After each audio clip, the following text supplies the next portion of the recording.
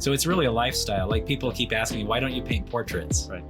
And I'm like, well, I have other interests. Yeah. You know, I'd have to change my lifestyle if I decided to go down that path. Yeah. And maybe some people say, well, you need to do that to have, you know, a certain amount of fame or Right. whatever. And that's where I make the decision. No, I'm about this lifestyle. Right. You know, the lifestyle is important to me.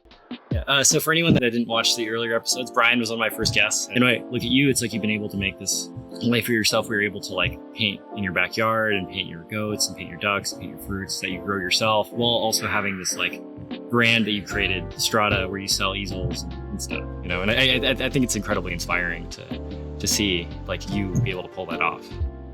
One of the things that I have really enjoyed is kind of the idea of, you know, build it and they will come. It's more about just being inspired by the things that you surround yourself with. Yeah. And so that's really fortunate. I've been able to do something like that. And, you know, each piece is an important part of Absolutely. making that work together. Yeah.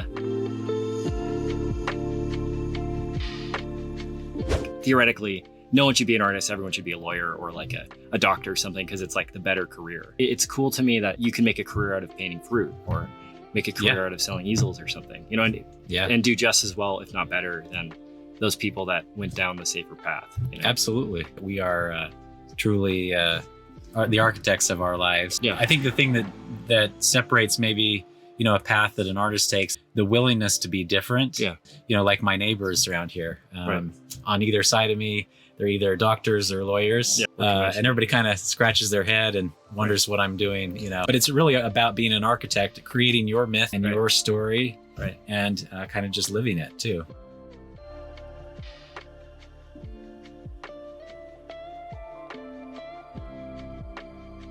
A question I ask everybody is, would you be doing the same exact thing you're doing right now if you had $1 billion? And Yeah, absolutely. I couldn't pay you to stop painting. No. There's no amount of money, you know? No, and it's interesting too, this idea of like retirement or anything. Yeah. I'm not going to retire. There's Yeah. You're always going to be doing it. I would feel like I wouldn't have a purpose, you know? Yeah. Right. And so it's, you know, even talking with my dad, he loves, he took the doctor route, but he loves it. Right. And so here he is in his late 70s, Right. mid to late 70s, and still is going to keep working. Yeah. So it's really a lifestyle. Like people Yeah. keep asking me, why don't you paint portraits? Right. And I'm like, well, I have other interests, you Yeah. know, like I mentioned, the gardening Yeah. aspect. You know, we have the farm animals, and we have, you know, the flower beds, and Right. you know, the fruits and all that stuff. Those are Right. kind of things I'm really interested in. Yeah. I'd have to change my lifestyle if I decided to go down that path. Yeah. And maybe some people say, well, you need to do that to have, you know, a certain amount of fame or Right. whatever. And that's where I make the decision. No, I'm about this lifestyle. Right. You know, the lifestyle is important to me. Yeah. So when it comes to something like Strata, like how did that come about? You know, was it like, Well, that's an extension of solving my own problems. Yeah. Right. Again, this idea of the world you're creating. I had an easel, Yeah. right, that I took to Italy. Yeah. And it fell apart. Yeah. In the, Oh, geez. like, you know, over time, it just was rickety and just having some problems and things like that. And I was like, you know what? I can't go over to Italy and want to have this, you know, experience and not have things functioning how I want them to function. And so I wanted to make something indestructible. And, you know, again, you look out in the market and see if there's somewhere there to solve your problem. And I just didn't see something that I could rely on, because everything was mostly made out of wood. And so I realized wood was kind of the problem there. One day I just went to my dad's some saws and things in his basement. It was over Christmas break, basically, where I was just getting involved in trying to start to design something just for myself. And then just slowly from there, as I kept tweaking and designing it. And so a couple things just kind of came together. And then, you know, it was me about researching metal and what different metals do and why do this metal over that metal. And so anyway, just slowly figured out my own problem, had it made for me. Right. And this one was made for the first, you know, the plein air convention that was over a decade ago. Yeah. And I had my own, you know, just one-off made for that weekend. And so people saw it there. Yeah. And that's kind of where I was like, oh, I want one of those. Yeah. You know? Yeah. Right. So it kind of, you know, I just made it for myself, but it kind of took off from there. Well, there's an aspect too that can be scary is the money that I had to put out Right. to get this thing. Right. To have something manufactured is not cheap, right? Yeah. And so you had to have enough belief that you're actually willing to put Right. all your chips in. Right? Well, I also think it starts with like baby steps as well. You know, if you were to put $100,000 into it from the start, that's the wrong way to go. Right. You know, that is the wrong, like right. You doing it just like, I'm going to do this myself, build it in my dad's garage, you know, all that kind of stuff. That's way easier and way more sustainable. Yeah.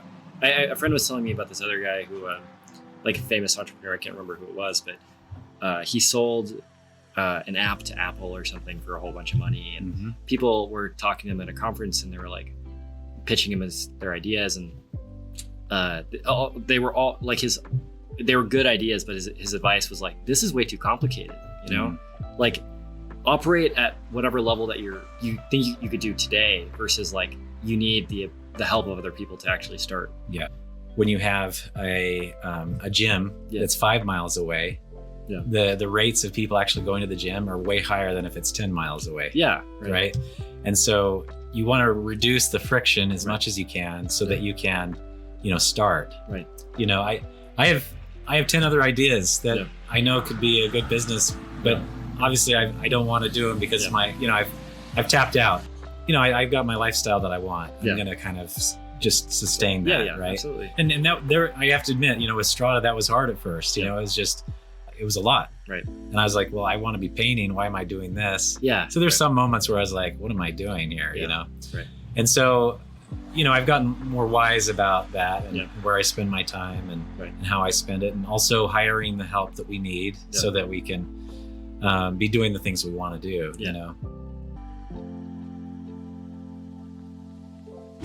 You'll drive yourself crazy if you worry about becoming famous or something like that, right? And it's not that much fun. We try and seek those accolades instead of the actual thing that we enjoy, which is sitting. I love being alone and having hours of creative time. That's the best part of the career is right there. You might be doing the same work that you were doing when you were 20 years old. It's just like at a different scale.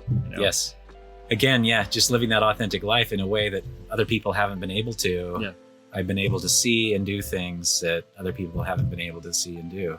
So in fact, there's a property over here. They were going to build a retirement community in the riverbed, which is just nuts. Yeah. And so this winter, I was worried about losing it. And so I started painting the whole area, and I got people involved in our community, and we kind of came en masse into the meeting, and we were able to kind of cancel that project because they're like, this is a beautiful part of our community. Let's not ruin it. Right. And so I'm really kind of happy to see people kind of realize, oh yeah, we do live in a beautiful place. We don't want to just bulldoze this, and we want to make it nice. So ultimately, if you can kind of create that society or that kind of feeling within yourself, and people will definitely, because everybody's searching for it, right? Absolutely.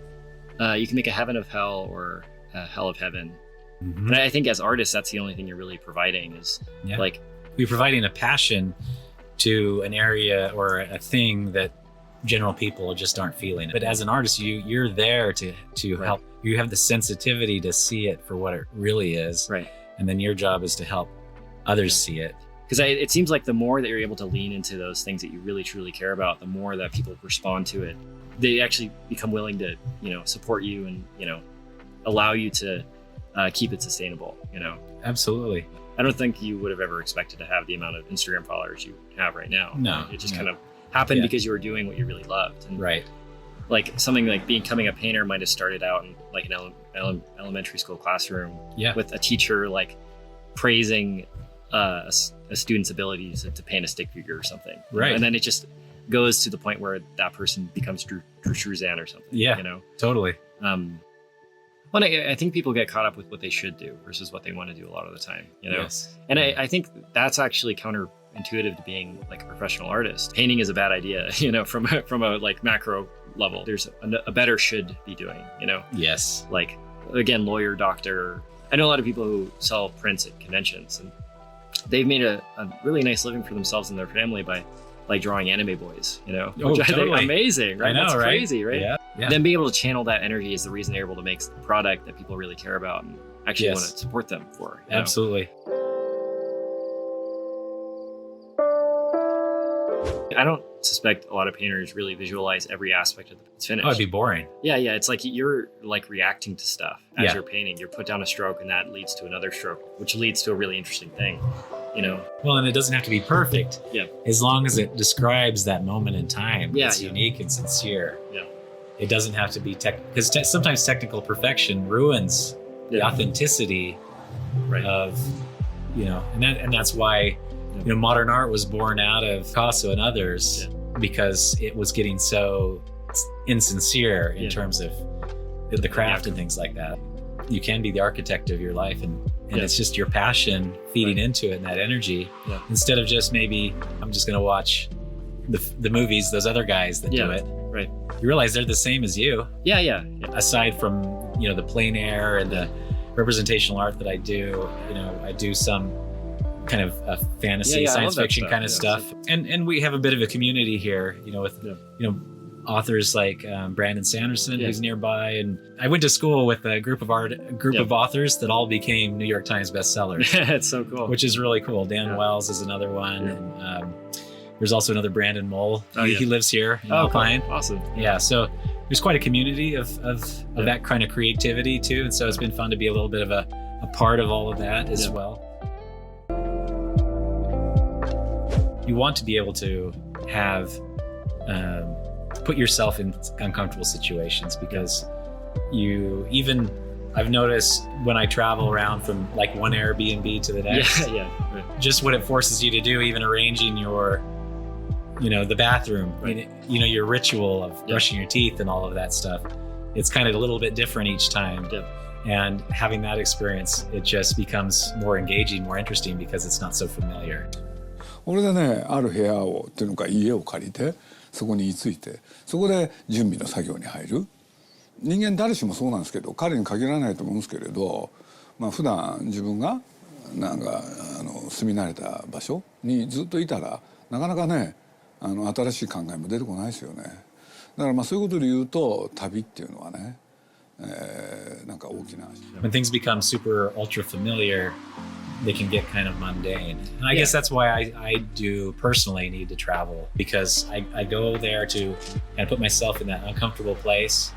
And then I come back with a fresh perspective and also see the things around me in a fresh light, my backyard in a fresh light too. Because you don't want it to, it's easy. It's amazing our ability to get used to things. How incredibly fast. Yeah.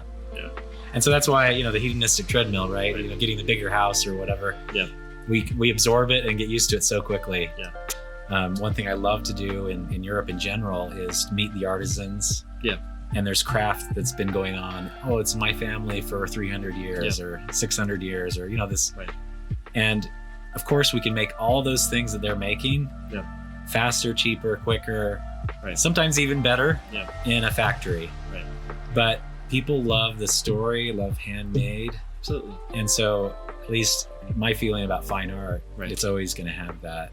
Absolutely. It's always that human element that even though it can be done cheaper, faster, quicker, printed out on paper, with AI or whatever, there's still this element where people want something physical, but they want the story around it.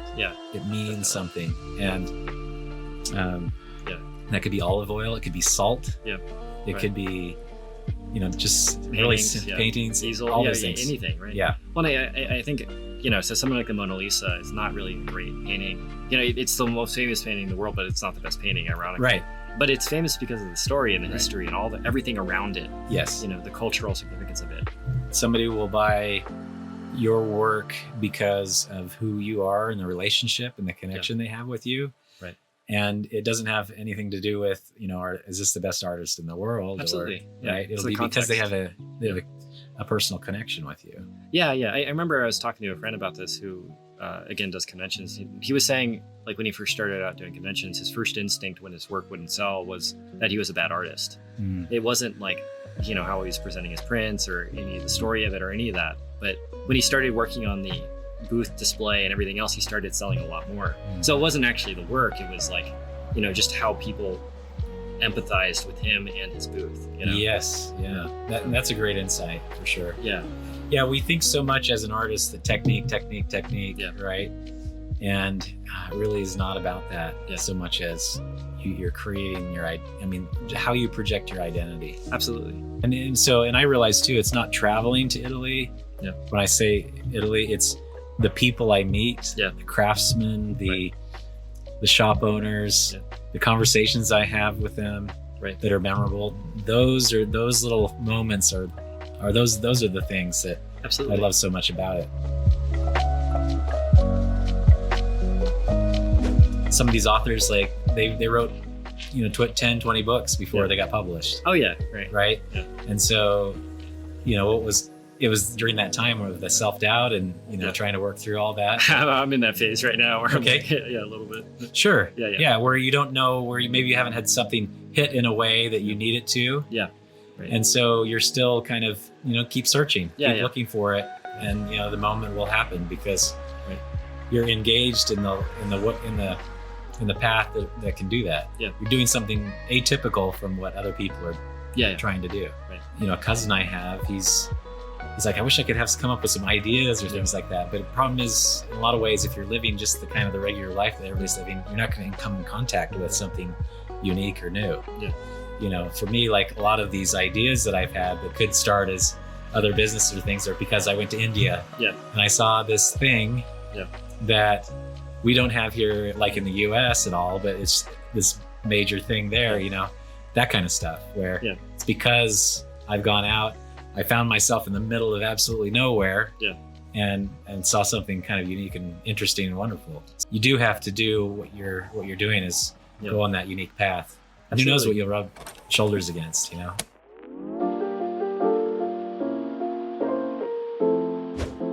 did you ever see those letters between Degas and Bouguereau?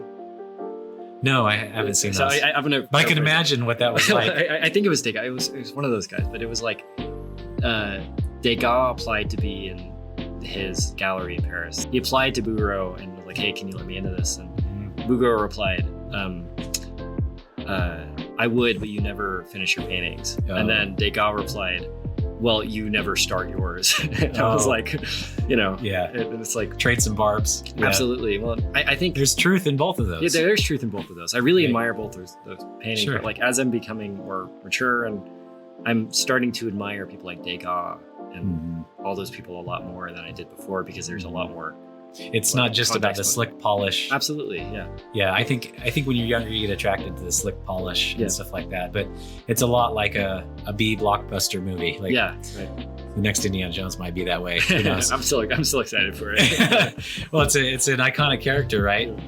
But anyway, it's interesting that all the explosions, the special effects, and things can't cover if the story is not. If there's not a heart to the story. Yeah. We all know that, that you could spend $300 million on a project. And it fails. Yeah. And it fails because of the story. Yeah. The bedrock right.